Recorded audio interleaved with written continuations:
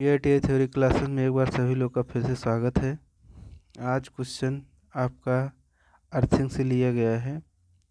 Earthing के बारे में क्या क्या है वो आप सबको समझाएंगे, ठीक।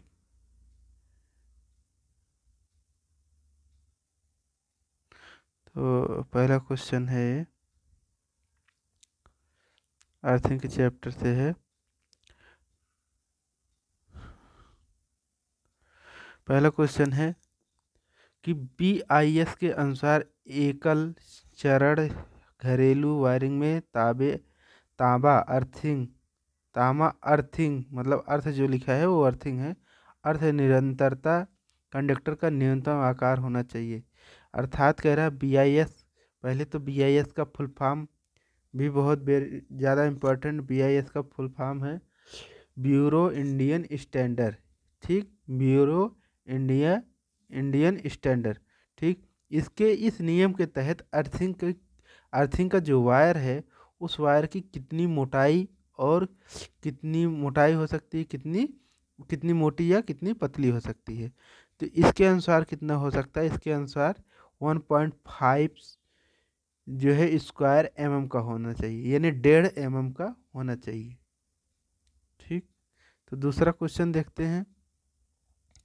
दूसरा क्वेश्चन है HCT 3744 संयोजन में अर्थ प्रतिरोध मान को कम करने के लिए किस पद्धति का उपयोग किया जाता है। इलेक्ट्रोड की लंबाई बढ़ाना, धरती के गड्ढे में हमेशा गीला स्थित में रखना, अर्थात जो ज़मीन है उसकी मिट्टी को सदैव हमेशा गीला रखना, ठीक। और सी है गड्ढे में और रेत तथा चारकोल भरना, यानी गड्ढे में रेत बालू चारकोल मतलब कोयला भरना। और डी ऑप्शन है भू इलेक्ट्रोड का व्यास बढ़ाना, यानी इलेक्ट्रोड जो है उसकी व्यास यानी मोटाई बढ़ाना या घटाना, तो बढ़ाना। तो क्या इसमें आएगा, इसमें आपका बी ऑप्शन सही है। कौन सा, ये है। यानी आप ज़मीन में जो मिट्टी है उसकी स्थिति को हमेशा गीला बनाए रखना है, उससे आपकी अर्थिंग कंप्लीट हेल्दी रहेगी, ठीक। अगला देखते हैं, अर्थ प्रतिरोध परीक्षक का उपयोग करके अर्थ के प्रतिरोध को मापने के लिए एसी की आवश्यकता क्या है, ठीक। अच्छा, वीडियो शुरू करने से पहले हमने भूल गए थे कि आप लोग चैनल को लाइक भी करिए, शेयर भी करिए और सब्सक्राइब भी करिए। और कुछ भी त्रुटि हो तो उसको कमेंट करके आप बताइए किस तरीके से और बेहतर किया जाए, ठीक। तो पहला ऑप्शन है करंट का नियमन करें, वोल्टेज पात बढ़ाएं, वोल्टेज पात घटाएं या अपघट्ट विद्युत वाहक बल को हटाना।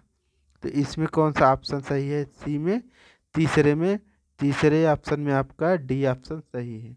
क्या ऑप्शन सही है, डी, यानी एवॉइड इलेक्ट्रोलाइटिंग ईएमएफ इंटरफेयर, यानी विद्युत अपघट्ट के बल को हटाना, ठीक।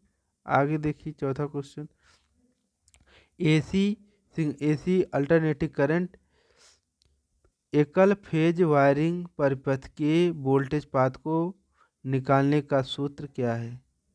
तो यानी अगर कोई वायरिंग है उसके अंदर जो वोल्टेज ड्रॉप हो रहा है तो वोल्टेज ड्रॉप को कैसे निकालेंगे, ठीक। तो इसमें चौथा ऑप्शन है, ए ऑप्शन सही है। चौथा ऑप्शन है ए ऑप्शन सही है।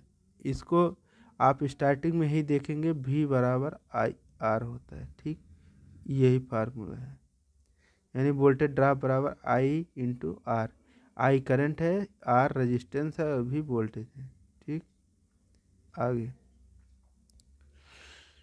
आई इंडियन इलेक्ट्रिसिटी के नियमों के अनुसार पावर उप परिपथ के लिए अधिकतम अनुमेय भार क्या है। यानी जो इलेक्ट्रिकल विभाग से, इलेक्ट्रिकल डिपार्टमेंट से जो एक नियमित लोड है वो कितना हो सकता है। तो वह कितना हो सकता है, आप ज़्यादा से ज़्यादा आप नियमित लोड 3000 वाट से तक यूज कर सकते। कितना? 3000 वाट। ठीक, मैक्सिमम। ठीक, पावर के लिए बोला जा रहा है। ठीक, पावर के लिए। लेकिन अगर किसी घर में वायरिंग कर रहे हैं तो वहाँ के लिए आपका 1000 वाट ही होता है। ठीक, 1000।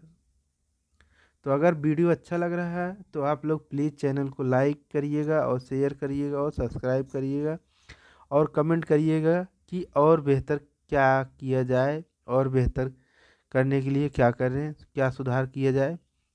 ठीक, आगे।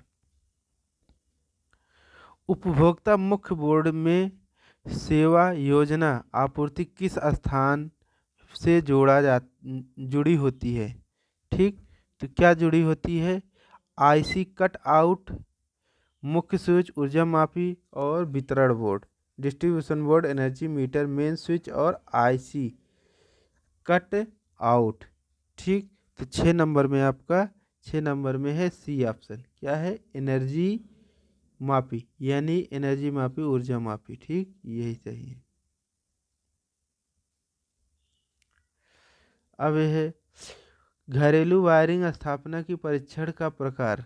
ठीक, तो इसमें समझ लेते हैं क्या है। ये लैंप है, बल्ब है, और ठीक ये सर्किट फ्यूज है, और यहाँ पे लैंप रिमूव यानी लैंप को निकाल सकते हैं, और ये स्विच है।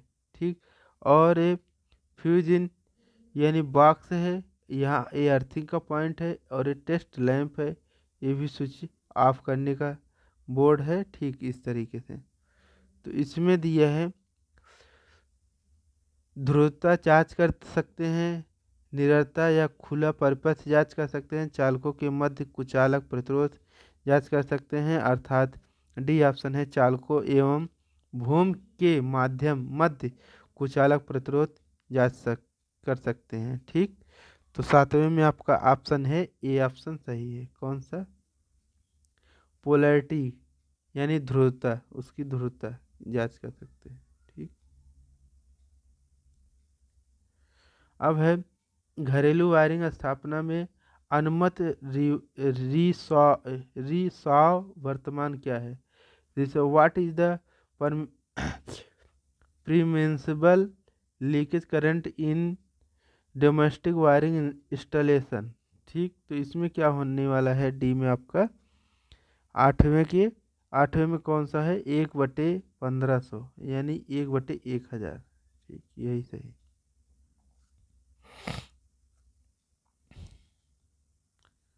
तो अगला देखते हैं क्वेश्चन। विविधता गुणांक की गणना करने के लिए किस सूत्र का उपयोग किया जाता है? किस सूत्र का उपयोग किया जाता है? तो diversity factor equal to maximum load upon in installed load, और derivative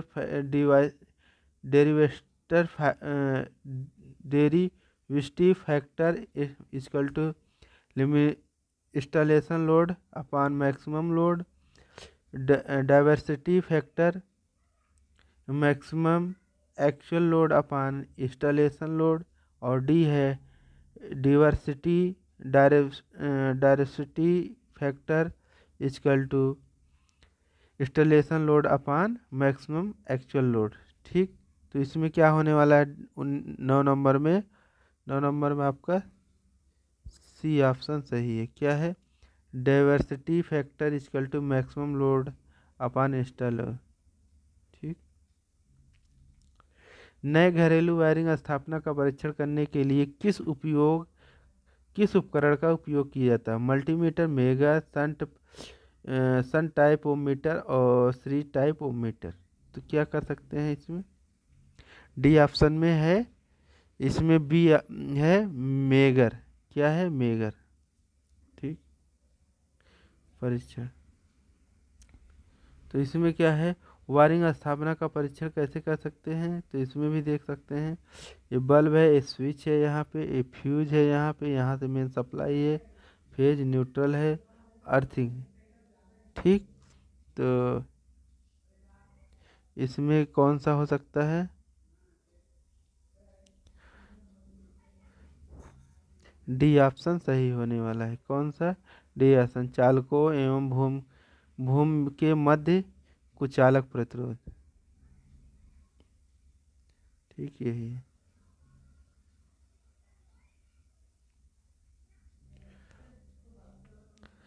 generating station, system earthing कहाँ किया जाता है? सिस्टम अर्थिंग मतलब है कहीं पे ज़्यादा लोड है, वहाँ पे अगर लीकेज करंट है तो वहाँ पे प्रॉब्लम क्रिएट होगा, इसीलिए अर्थिंग का प्रयोग किया जाता है। जनरेटिंग स्टेशन, विद्युत लेपन स्थापना, छोटी औद्योगिक स्थापना, घरेलू वायरिंग स्थापना।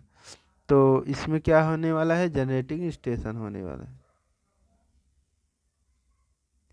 कौन सा होने वाला है? जनरेटिंग स्टेशन, 12 नंबर में। ठीक।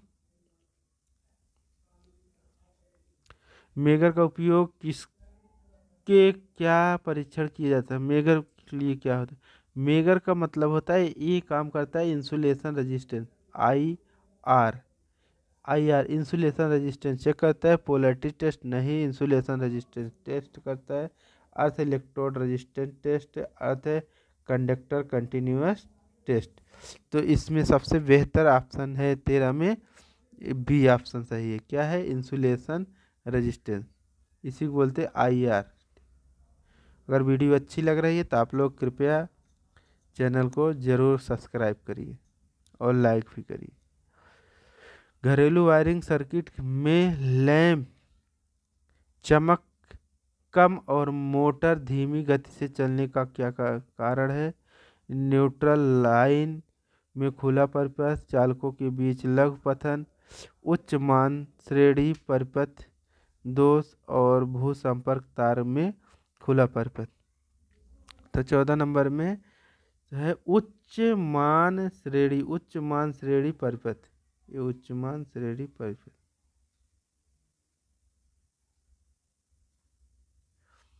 सिस्टम अर्थिंग को किस वायरिंग स्थापना के लिए किया जाता है? सिस्टम अर्थिंग को किस वायरिंग स्थापना के लिए किया जाता है? उपकेंद्र, गोदान, घरेलू वायरिंग या व्यवसायिक वायरिंग। ठीक।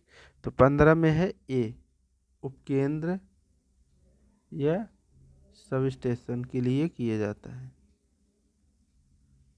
ठीक। तो आज के लिए यहीं तक समाप्त कर दे रहे हैं। अगर वीडियो आपको अच्छा लगे तो आप लोग चैनल को प्लीज़ शेयर और सब्सक्राइब करिए, और एक तरफ से देखेंगे वीडियो तभी समझ में आएगा, और वीडियो को स्किप ना करें। धन्यवाद, थैंक यू।